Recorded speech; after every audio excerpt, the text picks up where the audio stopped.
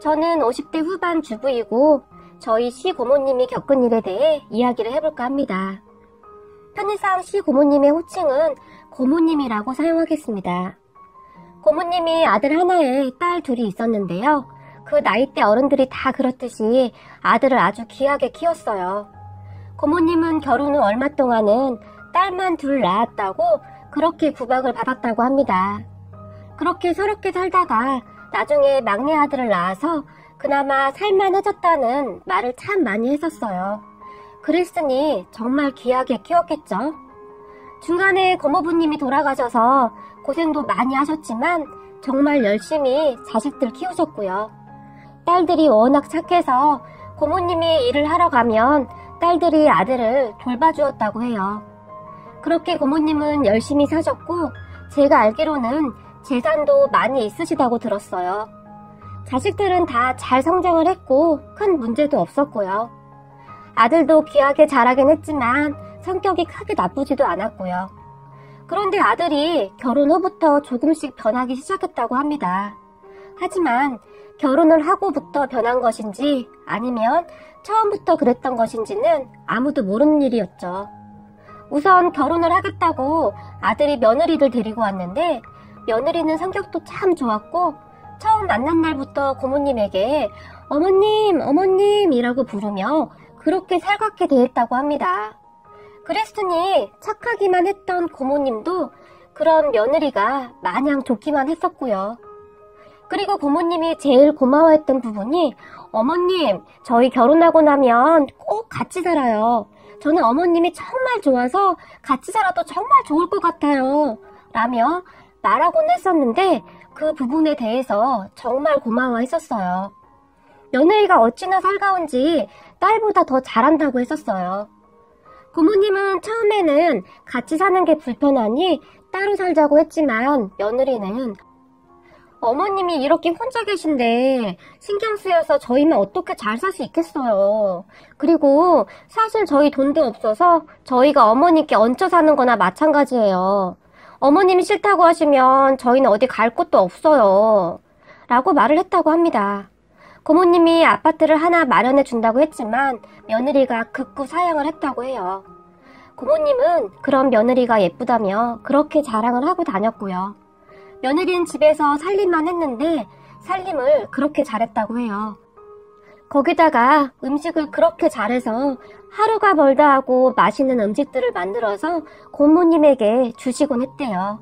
그리고 고모님이 집에 혼자 계신데 외로우시다며 친구분들과 친척들까지 다 초대해서 맛난 음식들을 자주 대접하기도 했고요. 그러니 모든 사람들이 고모님의 며느리를 입에 닳도록 칭찬을 했을 수밖에요. 다들 그런 고모님을 부러워하면서 집에 돌아가면 며느리들을 그렇게 구박했다고 하네요. 그리고 형제들에게도 정말 잘했던 것은 말할 것도 없고요. 고모님의 딸들의 아이들까지 그렇게 살뜰히 챙겼었는데 아이들의 입학식, 졸업식 그 밖에도 생일이라든지 그러한 것도 잊지 않고 꼭 챙겼다고 합니다. 그렇게 고모님은 며느리에게 푹 빠지셔서 며느리 말이라면 그냥 다 믿고 따르게 되었어요. 그런데 말입니다. 이 사람이란 동물이 참 간사하고 속을 알 수 없는 동물이라고 하지 않습니까? 고모님 며느리가 그랬던 것 같아요. 참 안타까웠던 것이 며느리는 모든 것을 철저히 계산하고 그러한 행동을 했던 것이죠. 지금 생각해봐도 고모님이 너무 불쌍하네요. 그렇게 믿고 의지했던 며느리에게 배신을 당했으니까요. 아마도 그래서 그 누구보다도 충격이 컸던 것 같아요. 그렇게 며느리는 철저하게 연기를 했고 가족 그 누구도 그러한 것을 눈치채지 못했어요. 아무튼 그렇게 아무 문제 없이 잘 살고 있었던 어느 날이었어요. 고모님이 저희 시댁에 오셨는데 오시자마자 바닥에 주저앉아서는 대성통곡을 하셨다는 겁니다. 내가 이 나이 먹도록 세상 헛살았다, 헛살았어 라고 하시면서요. 그리고 손에 들고 있던 검은색 봉지를 내동댕이 쳐버렸는데 시어머님이 자세히 보니까 풀빵이랑 호떡 같은 것이 들어있었는데 그것들이 다 터져서 난리가 났다고 합니다. 그렇게 저희 시어머니는 놀라서 무슨 일이냐고 물었지만 고모님은 그저 눈물만 흘리며 같은 말만 되풀이할 뿐 입을 굳게 다물고 계셨다고 합니다. 시어머니가 그런 고모님을 우선 방에 눕히고 따뜻한 차를 가져다 드렸는데 아무것도 드시지도 않고 그냥 그렇게 눈물만 흘리셨다고요. 그리고 잠시 후 고모님의 며느리가 저희 시어머니에게 전화를 했는데 죄송한데 저희 시어머님이 아직 안 들어오셨는데 혹시 거기 계신가 해서요. 식사도 못 하셨을 텐데 걱정이 되어서요. 라고 말을 했다고 합니다. 그래서 저희 시어머니가 그러게? 무슨 일이 있는 건지 지금 여기 누워만 계시네? 그런데 눈물만 흘리시며 말을 안 하시는데 당최 이게 무슨 일인지 모르겠네? 혹시 자네도 무슨 일인지 모르는가? 라고 말을 했고 고모님의 며느리는 깜짝 놀란 목소리로 네? 저희 어머님이 눈물을 흘리셨다고요? 왜요? 그럴 리가요. 아침에 친구분 만나러 가신다고 기분 좋게 가셨는데요? 라고 말을 하며 바로 저희 시어머님 집으로 오겠다고 하고 전화를 끊었다고 합니다. 그래서 저희 시어머니는 고모님에게 가서는 형님, 지금 형님 며느리가 전화했는데 우리 집으로 형님 모시러 온다고 하네요. 근데 도대체 이게 무슨 일이에요, 형님? 형님 며느리도 전혀 모르는 눈치던데? 라고 물었는데 고모님이 갑자기 화를 내시면서 그럼 못돼 처먹은 곳이 여기가 어디라고 와! 라며 고래고래 소리를 질렀다고 합니다. 그 순간 저희 시어머니는 너무 놀라서 혹시 고모님이 치매가 온 것은 아닌지 정말 걱정이 되었다고 해요. 그도 그럴 것이 며느리라면 좋아서 자다가도 벌떡 일어나시는 분이 갑자기 그랬으니 저희 시어머니 입장에서는 당연했던 것이 아닐까요? 하지만 고모님은 그 뒤에도 입을 꼭 다물어버리고는 말을 하지 않았고요. 그래서 저희 시어머니는 정말 답답해서 고모님에게 형님 내 며느리 같은 사람이 어디 있다고 그러는 거요? 형님 혹시 어디 아픈 건 아니죠? 형님 오늘이 며칠이요? 형님 나이가 어떻게 되는지는 기억이 나는 거죠? 라며 정말 걱정이 돼서 물었는데 그런 시어머니를 보며 고모님은 더 큰 소리로 땅을 치며 울어버리셨고요. 그렇게 잠시 후 고모님의 며느리가 왔는데 고모님은 방문을 굳게 닫아버리시고는 이런 못돼 처먹은 것이 여기가 어디라고 와! 당장 나가거라! 라며 소리를 질러댔고 저희 시어머니는 고모님이 걱정이 되어서 고모님의 며느리에게 나한테도 말을 안 하셔서 도대체 무슨 일인지 모르겠는데 우선은 그만 돌아가게. 연세도 있으셔서 더 힘들면 안 될 것 같네. 내가 자네 시어머니 진정되면 한번 물어봄세. 나랑 같이 있으니 걱정 말고 우선 돌아가게. 라고 말을 했대요. 고모님의 며느리도 많이 놀란 듯 했는데 울먹울먹 하며 돌아갔다고 합니다. 그리고 얼마 뒤 시아버지가 집에 들어오자마자 고모님은 시아버지를 붙들고 다시 대성통곡을 했는데 시아버지가 그런 고모님에게 누님 도대체 무슨 일이요? 말을 해야 알지. 이리 울기만 하면 어쩌오. 무슨 일인지 말 좀 해봐요 제발. 이리 울지만 말고. 이러다 나도 말라 죽겠소. 라며 물었고 고모님은 그런 시아버지의 물음에 힘겹게 입을 여셨는데 충격적인 말들이 쏟아져 나왔다고 합니다. 동생, 내가 정말 창피스럽고 분이 나서 못 참겠네. 며느리 그것이 아주 못돼 처먹은 것이었네. 라고 시작을 하셨다고 합니다. 그런 고모님에게 시아버님이 아니 누님, 시방 그게 무슨 말이요. 그런 며느리가 어디 있다고. 길 가는 사람들한테 다 물어봐요. 누님네 며느리 같은 사람이 어디 있는가? 라고 말을 하셨는데 고모님이 주먹을 힘껏 쥐시더니 가슴을 마구마구 치시면서 그러니까 그것이 그동안 우리를 다 속인 거라니까. 구미호도 그런 구미호가 없다니까. 라며 다시 눈물을 흘리셨다고 합니다. 저희 시부모님은 정말이지 이해가 안 되어서 그런 이모님을 그저 멍이 바라만 보고 있었고요. 시어머니가 그런 고모님이 걱정이 되어서 우선 진정을 시키고 시원한 물을 가져다 드렸고 고모님은 그렇게 다시 말씀을 이어가셨는데 동생, 내가 글쎄 아침 일찍 친구 집에 마시를 가지 않았겠는가? 그리고 그 괘씸한 것한테는 점심까지 먹고 올 것이니 기다리지 말라고 하고 갔었는데 같이 있던 친구가 갑자기 일이 생겼다며 나가봐야 한다고 하지 않겠는가? 그래서 조금 일찍 집으로 왔지 않았겠는가? 그런데 집에 돌아왔는데 이 괘씸한 것이 친구랑 이야기를 하고 있더구만. 이라고 단숨에 말을 하시고는 숨이 차셨던지 시원한 물을 한 모금 드시고는 그런데 이것이 현관문을 열어놓았지 않았겠는가.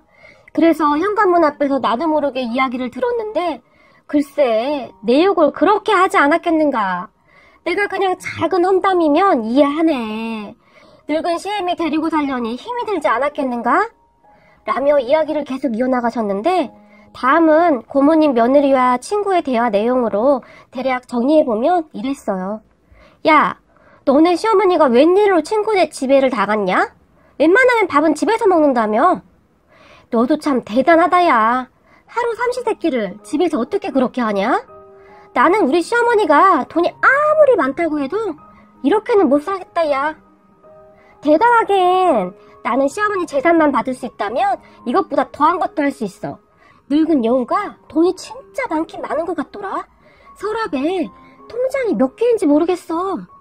라고 말을 했고 며느리의 친구는 와, 너 옛날부터 독한 줄을 알았는데 진짜 대단하다. 하지만 지금까지 했던 말은 그냥 시작에 불과했어요. 근데 늙은 여우가 식탐이 얼마나 많은지 음식 해대느라 힘들기는 해. 먹는 거 보면 한 100살까지는 거뜬히 살 것 같아. 그래서 나도 요즘은 짜증이 조금 나기도 해.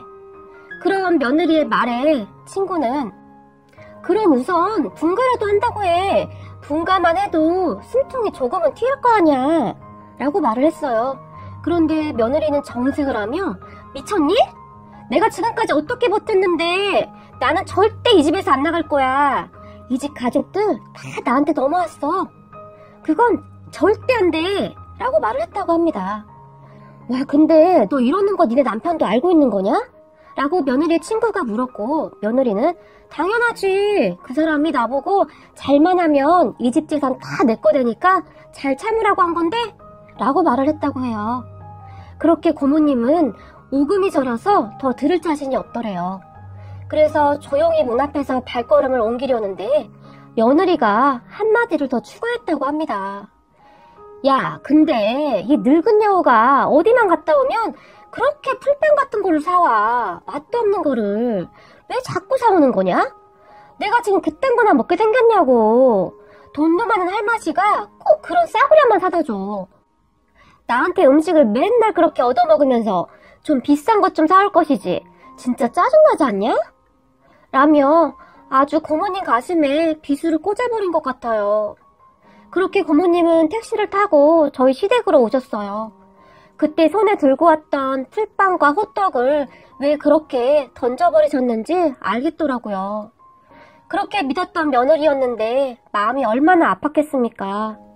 그리고 아들 하나라고 귀하디 귀하게 정성스럽게 키워놨는데 아들이 그러고 있었으니 고모님이 그렇게 쓰러져서 울기만 할 만도 했지요. 저희 시부모님은 고모님을 끔찍히 생각하셨어요. 고모님이 시부모님에게 정말 잘하셨거든요. 마치 부모님처럼 시부모님을 챙기셨어요. 그래서 시부모님은 저희에게도 늘 고모님 잘 챙기라고 말씀하시곤 하셨어요. 시아버지는 고생만 한 고모님에게 정말 좋은 며느리가 들어왔다며 그렇게 좋아하셨는데 정말 많이 실망을 하신 것 같더라고요. 고모님을 끌어안고 한동안 눈물까지 흘리셨으니까요. 그리고 시부모님과 고모님의 복수가 시작되었는데요. 고모님의 며느리에게는 몸이 좋지 않아서 우선 조금 휴식이 필요할 것 같다고 이해를 시켰다고 합니다. 미리 알면 안 되기에 잘 이야기를 하고는 시부모님 집에 잠시 모시고 있겠다고 말을 하고 시아버지는 정말 바쁘게 움직였어요. 저희에게도 변호사를 알아보라고 지시하셨고 여러 가지를 철저하게 준비를 하셨어요. 저는 뭐 시키는 대로 하긴 했지만 일이 어떻게 돌아가는지는 시부모님과 고모님만 알고 있었고 가족들 누구도 모르고 있었어요. 또한 저희한테는 어떠한 말도 입 밖으로 내면 안 된다는 엄중한 말씀도 있었고요. 저는 그저 시부모님의 지시에 그냥 조용히 따를 뿐이었어요. 고모님의 며느리가 무엇인가 이상한 낌새를 챈 것인지 저에게도 전화를 했었는데 저는 시부모님이 시키는 대로 말을 할 뿐이었어요. 근데 진짜 심장이 두근두근 거리더라고요. 제가 실수를 할까 봐서요. 그렇게 얼마 뒤 많이 안정이 되신 것인지 고모님이 고모님 댁으로 돌아가셨고 집을 너무 오래 비우게 되면 의심을 할 것 같다는 시아버지 조언에 따라 집에 들어가셨는데, 들어가기 전 고모님은 나는 그 나쁜 것들 얼굴 못 본다. 그 영악한 것들 얼굴을 보면서 어찌 아무렇지도 않게 있는단 말이냐 라며 눈물을 흘리셨는데, 시아버지는 그런 고모님에게 누님 가서 조금만 참아봐요. 내가 되도록 빨리 처리할게. 여기 이대로 있으면 그놈들이 이상하게 생각하지 않겠소. 우리 조금만 참아봄세 라며 고모님을 달래서 집으로 모셔다 드렸어요. 그리고 시부모님은 그 뒤 더욱 빠르게 움직이시며 여러 가지 일들을 처리하셨는데, 우선 현재 살고 있는 고모님의 집을 팔아버리셨어요. 시아버지가 부동산에 부탁을 해서 우선 날짜를 잘 조율하셨고, 고모님은 귀금속이라든지 그러한 것들을 조금씩 가방에 담아서 저희 시댁으로 몰래 가지고 나왔어요. 그리고는 어느 날 고모님은 그냥 몸만 나오셨는데 그렇게 집을 나오시게 된 거죠. 이미 중요한 물건들은 다 가지고 나왔고 나머지 옷이랑 이런 것은 버리고 나오신 것 같았어요. 고모님은 저희 집에 머물지도 않았고 저희 시부모님이 마련해 놓은 집으로 들어가셨죠. 이미 시부모님이 다 준비를 해두셔서 불편한 것은 없었던 듯 합니다. 당분간은 저희 시부모님이 왔다 갔다 하면 안 좋다며 왕래도 잘 하지 않으셨어요. 그리고 고모님은 아들에게 전화를 해서는 말을 했죠. 너 내 말 잘 듣거라. 그 집 팔았으니까 빨리 이사갈 준비해야 할 거다. 그 집 산 사람들이 거기 들어와서 산다고 하니까 빨리 비워줘야 할 거야 라고 말을 했고, 고모님의 아들은 난리가 났죠. 엄마! 갑자기 무슨 소리야? 집을 팔다니! 나한테 말도 안 했잖아! 엄마 혹시 치매야? 라며 기리기리 뛰고 난리가 났죠. 하지만 고모님은 내가 차라리 치매가 와서 이 꼴 저 꼴 안 보고 살면 좋겠다 이놈아. 니네 아버지 그렇게 가고 나서 내가 혼자서 너희들을 어떻게 키워냈는데 네가 나한테 이럴 수가 있냐 이 배은망덕한 놈아? 이 어미 죽을 때만 기다리는 아들 며느리랑 내가 무서워서 어떻게 살아 이놈아. 다시는 이 애미 찾지 말거라 라고 말을 했고, 고모님의 아들은 엄마 잠깐만 엄마 무슨 소리야 그게. 말을 알아듣게 해야지 도대체 무슨 말이냐고. 고모님이 그런 아들에게 그건 네 마누라한테 물어봐 이놈아. 왜 나한테 이 난리야. 그리고 네 마누라한테 그동안 연기하느라 고생했다고 전해라. 아주 악질도 그런 악질이 어디 있어 라며 말을 하고는 마지막으로 한마디 더 추가했는데, 너 그 집에서 빨리 나가야 할 거다. 약속한 날짜가 얼마 안 남았거든 이라며 전화를 끊어버렸고 핸드폰을 꺼버렸다고 합니다. 그 뒤 고모님 아들은 저희 집에 와서 한바탕 소란을 피웠어요. 저희 시아버지에게 우리 엄마 어딨어요? 어디 있냐고요? 왜 삼촌 알고 있죠? 라고 물었고, 저희 시부모님은 절대 모른다고 말을 했고요. 하지만 고모님의 아들은 기리기리 날뛰면서 빨리 말하라고 난리를 쳤는데, 저희 시부모님에게 외삼촌이 엄마 재산 욕심내서 빼돌렸죠? 도대체 엄마한테 뭐라고 한 거냐고요? 라고 소리를 질러댔고, 저희 시아버님은 결국 그런 조카의 뺨을 내리쳤네요. 이 짐승만도 못한 놈아. 네 엄마가 너를 어떻게 키웠는데 이따위로밖에 못해? 엄마가 집을 나갔는데 엄마 걱정은 하나도 안 하고 그놈의 재산만 생각하냐? 네 엄마가 왜 집을 나갔나 잘 생각해봐 이놈아! 라고 벼락이 내리치듯 소리를 질렀어요. 하지만 계속 난동을 피워서 저희 남편이 가서 끌어내야만 했어요. 며칠을 그랬는지 모르겠네요. 그런데 재미있는 것은 며느리는 코빼기도 안 비치더라고요. 그리고는 살던 집에서 나왔다고 하는데 결국 쫓겨났겠죠? 돈이 없으니 어디 월세방을 얻었다는 이야기를 들은 것 같네요. 고모님의 아들은 그 뒤에도 계속 고모님을 찾아다녔지만 못 찾았어요. 시부모님과 고모님이 작정을 하고 준비를 해서 절대 찾을 수가 없었어요. 참 안타까운 게 딸들한테까지도 절대 알리지 않았던 것인데요. 나중에 한참이 지나고서야 딸들하고는 왕래를 했지만 모든 것은 아들한테 비밀로 했었죠. 지금은 고모님이 돌아가셨지만 돌아가시기 전에도 아들한테는 재산을 하나도 안 준 것으로 알고 있어요. 일부는 딸들한테 주고 나머지는 돈이 없어서 공부를 못하는 아이들을 위해 기부했다는 말만 들었어요. 아무래도 자식 잘못 키운 것에 대한 후회와 회한을 그렇게나마 풀고 싶었던 것이 아니었을까 싶습니다. 그리고 저희 시부모님에게도 재산을 조금 남기셨다고 했는데 안 받으셨다고 하더라고요. 그때 조카가 외삼촌이 돈 빼돌렸다고 그 난리를 치고 갔는데 절대 안 된다고요. 시부모님은 오히려 저희 부부에게 내가 안 받아서 서운하니? 라고 물어보셨는데 그게 뭐 저희 것도 아니고 시부모님 주신 건데 저희는 그냥 별 생각도 없었고요. 그리고 고모님 아들이 돈 때문에 그 난리를 치는 것을 보며 돈이 참 무섭기도 하더라고요. 돈에 미쳐서는 길이길이 날뛰던 모습이 지금도 잊혀지지가 않거든요. 그 뒤 고모님의 아들은 그 며느리와 이혼을 했다는 소리만 들었어요. 저도 자식이지만 사람들 참 무섭네요. 아무리 그래도 그렇지 돈에 눈이 멀어서 어떻게 그럴 수가 있나요? 저희 시부모님은 돈이 많은 것도 좋을 게 하나도 없다고 가끔 한숨을 쉬십니다. 그러게요. 사람 나고 돈 났지 돈 나고 사람 났나요? 물론 모든 자식들이 이러하진 않겠지만 부디 이러한 사람들이 없었으면 좋겠네요. 아무리 그래도 키워준 부모에게 이러는 것은 정말 아니지 않습니까? 부모님에게 항상 감사하는 마음으로 살아야겠습니다. 제 이야기는 여기까지입니다. 긴 글 읽어주셔서 감사합니다.